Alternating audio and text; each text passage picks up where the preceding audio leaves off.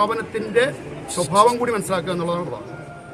ഇത് ഏത് സ്ഥാപനമാണ്? ഇത് ഏറ്റവും പരിപാവനമായിട്ടുള്ള പരിശുദ്ധമായ സ്ഥാപനമാണ്. ആരാണ്?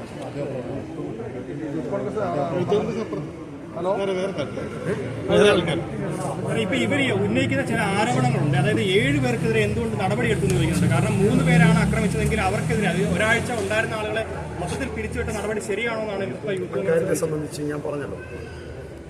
അന്വേഷണത്തിന്റെ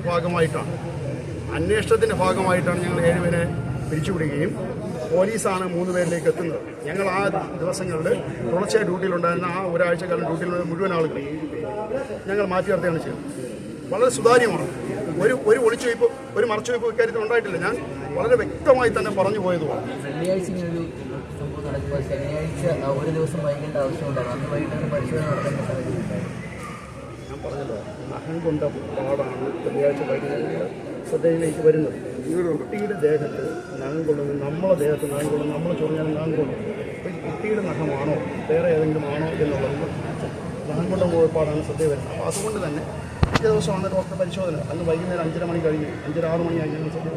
അപ്പോൾ തന്നെ തൊട്ടടുത്ത ദിവസം ഡോക്ടർ പരിശോധനയിലേക്ക് പോകും. ഡോക്ടർ പരിശോധനയ്ക്ക് പോയി മറ്റു നടപടിയിലേക്ക് പോവുകയാണ് ചെയ്തത്. അല്ലാതെ ഇവിടെ വേറെ ഒളിച്ചു വയ്ക്കുന്ന കാര്യം നമ്മൾ വളരെ ചെറിയൊരു മുറിപ്പാടാണ്.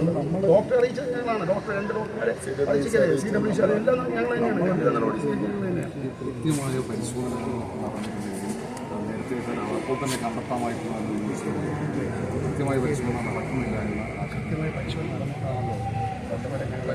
വൈകിപ്പോയി എന്ന ആരോപണമാണ് ഇത് കൃത്യമായി അന്ന് ഇപ്പോൾ 7 ദിവസത്തെ ജീവനക്കാരെ നടന്നില്ല. സംഭവം നടന്നത് കണ്ടെത്തിയ ദിവസത്താണോ അതിന് ശേഷമാണോ? ദിവസം മുമ്പ് സംഭവം നടന്നു.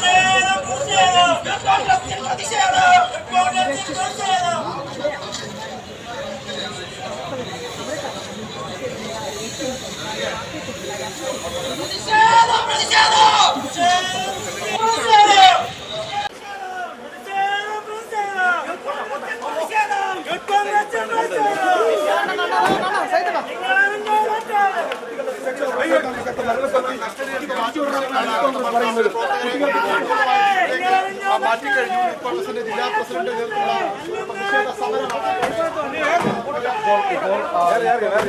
മുഴുവൻ പ്രവർത്തകർ ഇവിടെ പ്രതിഷേധിച്ചു.